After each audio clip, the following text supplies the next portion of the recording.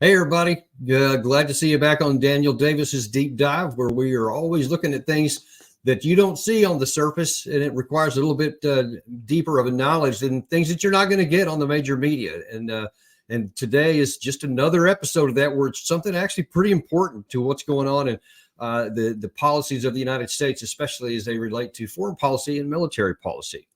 Now, as most of the world was riveted on New York City yesterday in the United Nations, you had almost back-to-back speeches by first President Biden and then Ukrainian President Volodymyr Zelensky, as they were both basically saying the same thing. Biden was talking about how, again, reiterated his standing statement that we will help Ukraine for as long as it takes.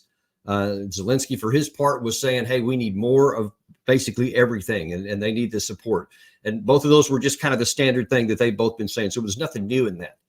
On the other side of the world, however, there was something very different that was going on, and that was by the chairman of the Joint Chiefs of Staff, who actually added something basically to what both President Biden and Zelensky had said. And more to the point, he added something to what President Biden had said and has never said in public, but actually was in concert with what Zelensky has said several times. And this has very significant ramifications for the United States. And there's a couple of aspects that I want to delve into from the chairman of the Joint Chiefs of Staff, General Mark Milley, what he said yesterday, because there are some significant implications for what he said. It's not readily apparent in the words that he gave.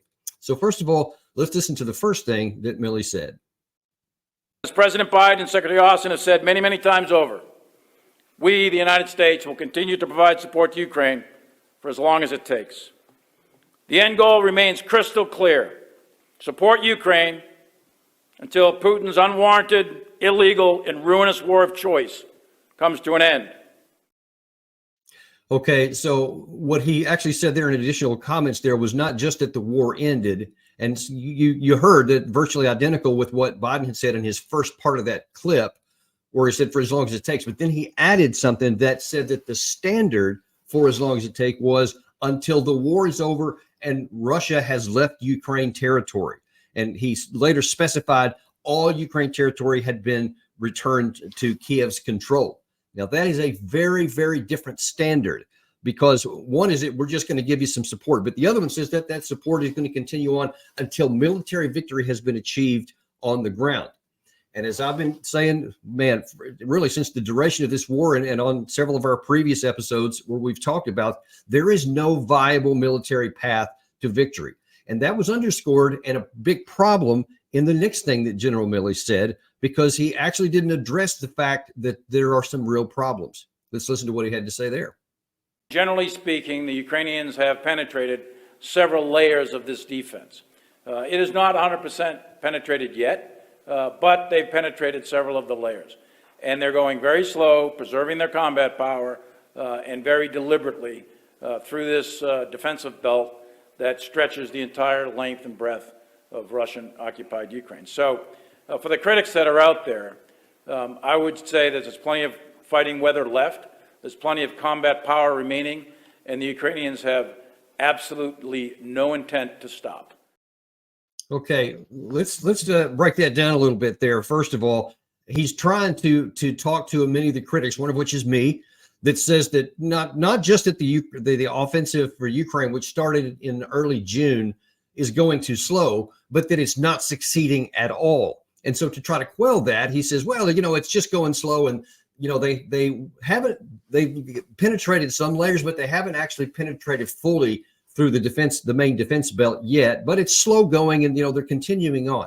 Okay, there's some real problems with that. Number one, according to General Jack Keane in a separate Fox News hit that we'll look at in a future episode, he actually said on August 25th that the Ukraine side arrived at the first main belt of Russia's defense and celebrated as a big major success. Okay, today is the 20th of September, and they still have not penetrated beyond that. So you've had now nearly another month where they got up to the first level and still haven't been able to penetrate it. So what is happening now is that we're now almost into the fourth month of this offensive, and the Ukraine side has not hardly penetrated anywhere. When you look at a map, which we'll do again in a subsequent episode, that shows all of the front that was before the offensive and where it is as of today, you have to drill in real close to even see a change.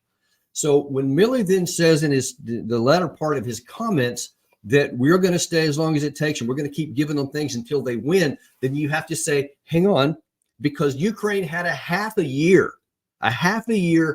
hundreds of billions of dollars from the United States and the West, thousands of armored vehicles, tanks, armored personnel carriers, howitzers, millions of rounds of ammunition, NATO training and targeting and intelligence support from the West. And yet they barely have even scratched the surface. Now, at the same time, according to some credible reports, Ukraine has lost 70,000 casualties just during this phase of the war at all. That's wounded and killed.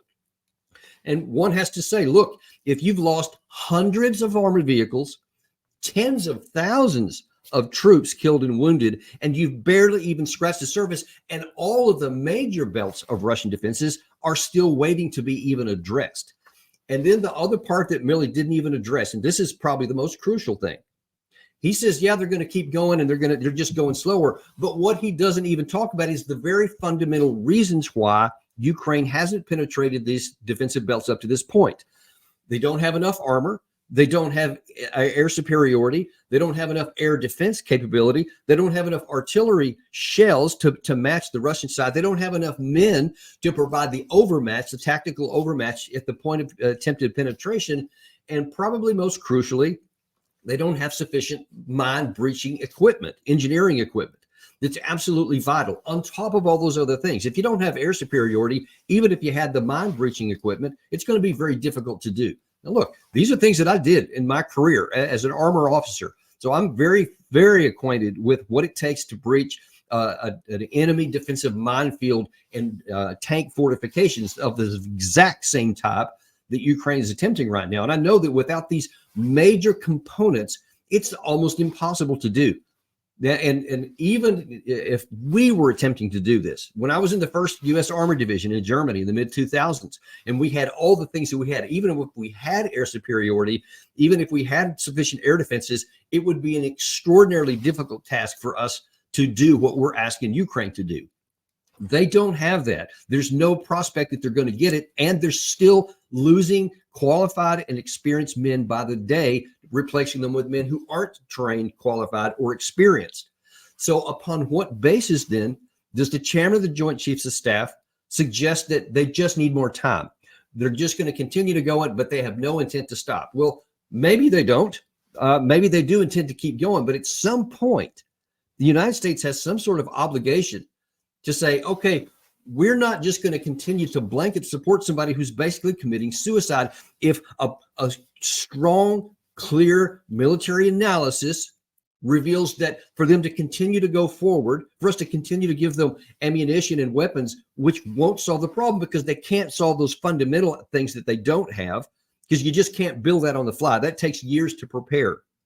And we need to understand that this is not just a matter of, all right, well, let's just give them the stuff, next month, and then they'll have it. It takes much longer than that. It's much harder than you think to assemble that kind of gear, to train people on it, to sustain it, all those things that go into that, none of which are even being addressed right now. So it is time for us to stop just making these emotionally satisfying statements that we're going to support Ukraine for as long as it takes, and they're brave, and all those other platitudes that the general said there. But if all it's doing is leading Ukraine to actually defeat, because they're losing more men than the Russians. And of course, as we talked about, the Russians have 5 times more men and all kinds of more material to put into this war in the future that Ukraine doesn't have. I mean, you're talking literally millions of more military-age males that Russia has that Ukraine can never match. So if it gets into an attrition battle, even if the casualties were equal, that plays against the Ukraine side, and the balance of the power and the weight is going to continue to go against Ukraine. And we are not going to succeed at what the president said he wants to do and what General Milley said we're attempting to do. And that is your deep dive today.